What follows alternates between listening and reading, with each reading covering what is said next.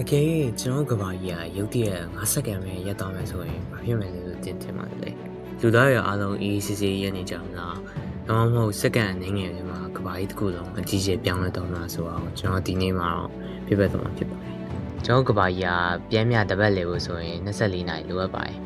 အီကွေတာအနီးမှာတော့ကမ္ဘာမျက်နှာပြင်ကတနာရီကို1680ကီလိုမီတာခန့်အမြန်နှုန်းနဲ့ရွေ့လျားနေပါတယ်ကဘာကြီးရုတ်တရက်လေယာရက်သွားမယ်ဆိုရင်မြေပြင်ကတော့ရက်သွားပြီလေလူတွေကားတွေတစ်ပင်လေပြည့်ချို့ကတော့သူတို့ရဲ့လှုပ်ရှားနေတဲ့အရှိန်ကြောင့်ဆက်ပြီးရွေ့လျားဖို့ကြိုးစားနေပါလိမ့်မယ်အဲအကြောင်းမလို့လူတွေကပြင်းထန်တဲ့လေတိုက်နှုန်းနဲ့ရင်ဆိုင်ရပြီးအဆောက်အအုံတွေတစ်ပင်တွေမတည်ငြိမ်နေတဲ့အရာတွေကထိခိုက်ပျက်စီးနိုင်ပါတယ်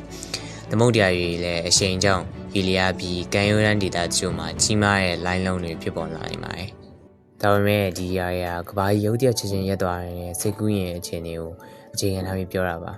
တကယ်တော့လက်တွေ့ဘဝမှာကဘာကြီးအဲ့လိုရုတ်တရက်ရက်သွားဖို့ဆိုတာသိပ္ပံအရာမျောလင့်စရာမရှိပါဘူးကဘာကြီးရဲ့လဲပတ်မှုနေနေညောင်ဖြစ်စေတယ်လို့ရာသီဥတုနဲ့ရည်စည်းကြောင်းကိုလည်းတက်ရောက်စေပါတယ်ဒါကြောင့်ဒီလဲပတ်မှုကဘာပေါ်တက်ရှိရတဲ့အရေးကြီးတဲ့စိတ်ပိုင်းတစ်ခုဖြစ်ပါတယ်ကဘာကြီး9စက္ကန့်ရက်သွားမယ်ဆိုရဲယူဆစိတ်ဝင်စားဖို့ကောင်းပေမဲ့ဒါဟာသိပ္ပံပညာကိုအခြေခံထားတဲ့စိတ်ကူးရင်စမ်းသပ်မှုတစ်ခုပါပဲ